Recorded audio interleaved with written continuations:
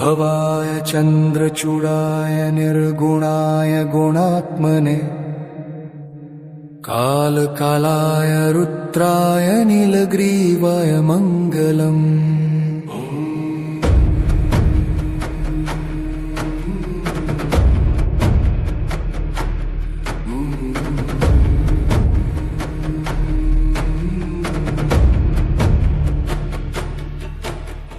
वृषारूढाय भीमाय व्याघ्रचर्मम्बराय च पशूना पतये तुभ्यं गौरीकान्ताय मङ्गलम्। भस्मोद्धूलितदेहाय व्यालयज्ञोपवीतिने रुद्राक्षमालाभूषाय व्योमकेशाय मङ्गलम्। सूर्यचन्द्राग्निनेत्राय नमः कैलासवासिने सच्चिदानन्दरूपाय प्रमन्थेशाय मङ्गलम्। मृत्युञ्जयाय साम्बाय सृष्टिस्थित्यन्तकारिणे त्र्यम्बकाय सुशान्ताय त्रिलोकेशाय मङ्गलम्। गङ्गाधराय सोमाय नमो हरिहरात्मने उग्राय त्रिपुरघ्नाय वामदेवाय मङ्गलम्। सद्योजाताय शर्वाय दिव्यज्ञानप्रदायिने ईशानाय नमस्तुभ्यं पञ्चवक्त्राय मङ्गलम्। सदाशिवस्वरूपाय नमस्तत्पुरुषाय च अघोराय च घोराय महादेवाय मङ्गलम्। मङ्गलाष्टकमेतद्वशम्भोर्य कीर्तयेद्दिने तस्य मृत्युभयं नास्ति रोगपीडाभयं तथा।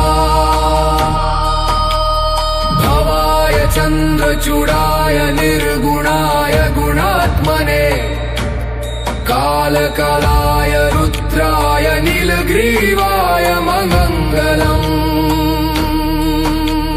वृषारूढाय भीमाय व्याघ्रचर्मम्बराय च पशूना पतये तुभ्यं गौरीकान्ताय मङ्गलम्। भस्मोद्धूलितदेहाय व्यालयज्ञोपवीतिने रुद्राक्षमालाभूषाय व्योमकेशाय मङ्गलम्। सूर्यचन्द्राग्निनेत्राय नमः कैलासवासिने सच्चिदानन्दरूपाय प्रमन्थेशाय मङ्गलम्।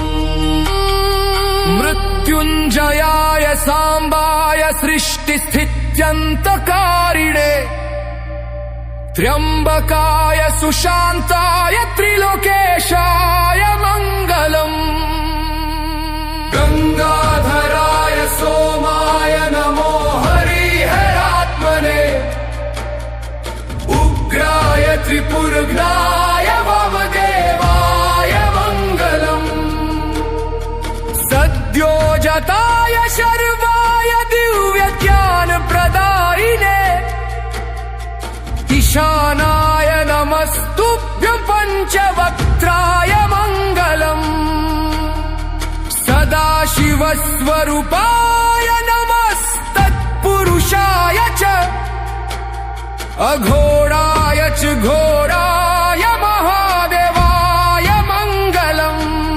मङ्गलाष्टकमेतद्वशम्भोर्य कीर्तयेद्दिने तस्य मृत्युभयं नास्ति रोगपीडाभयं तथा। भवाय चन्द्रचूडाय निर्गुणाय गुणात्मने कालकालाय रुद्राय नीलग्रीवाय मङ्गलम्। वृषारूढाय भीमाय व्याघ्रचर्मम्बराय च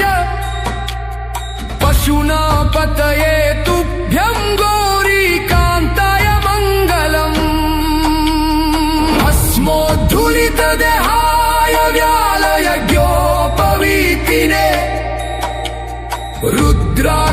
रुद्राक्षमालाभूषाय व्योमकेशाय मङ्गलम् सूर्यचन्द्राग्निनेत्राय नमः कैलासवासिने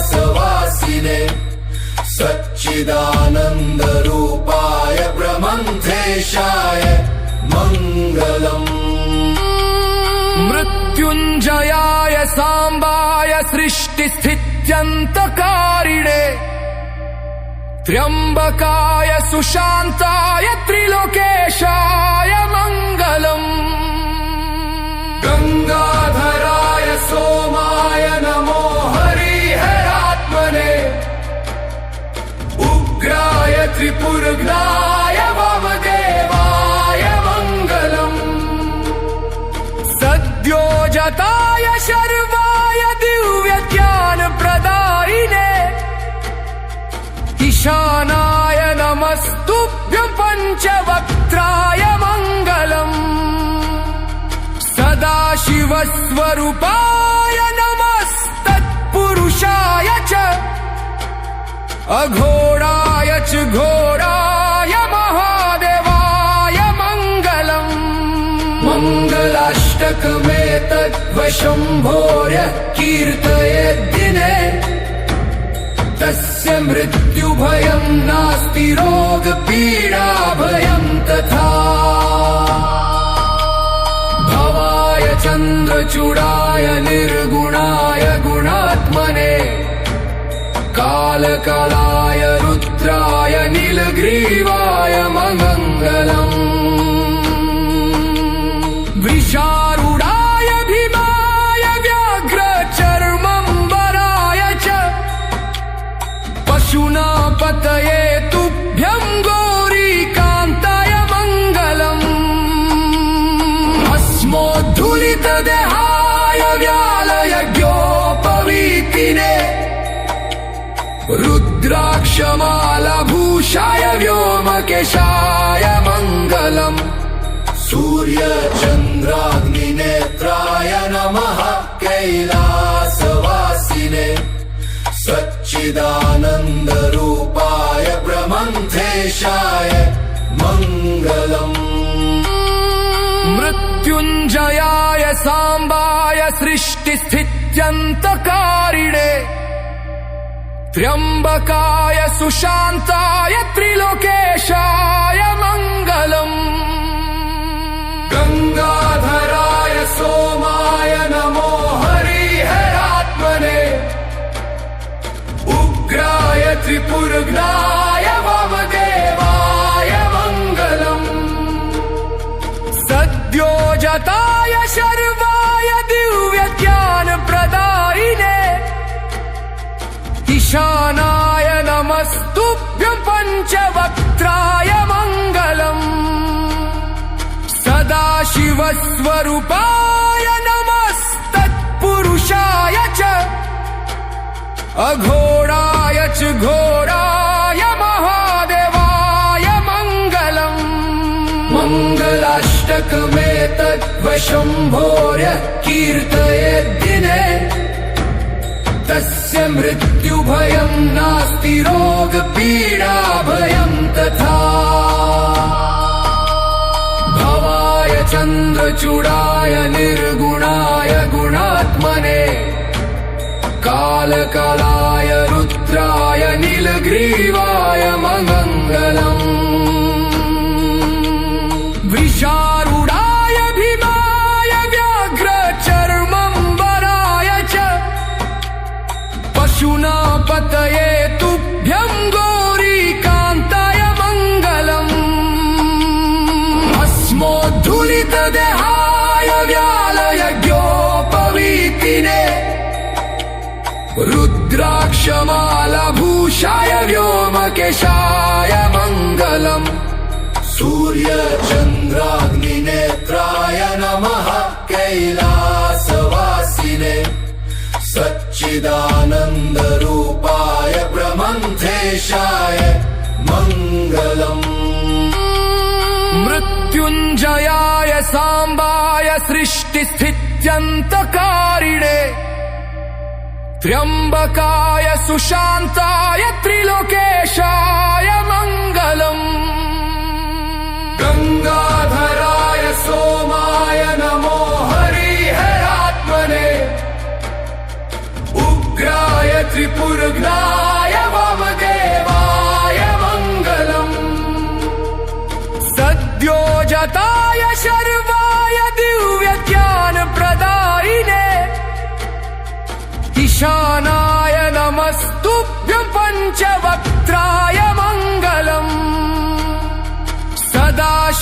सदाशिवस्वरूपाय नमस्तत्पुरुषाय च अघोराय च घोराय महादेवाय मंगलम् मङ्गलाष्टकमेतद्वशम्भोर्य कीर्तयेद्दिने तस्य मृत्युभयं नास्ति रोगपीडाभयं तथा भवाय चन्द्रचूडाय निर्गुणाय गुणात्मने कालकालाय रुद्राय नीलग्रीवाय मंगलम्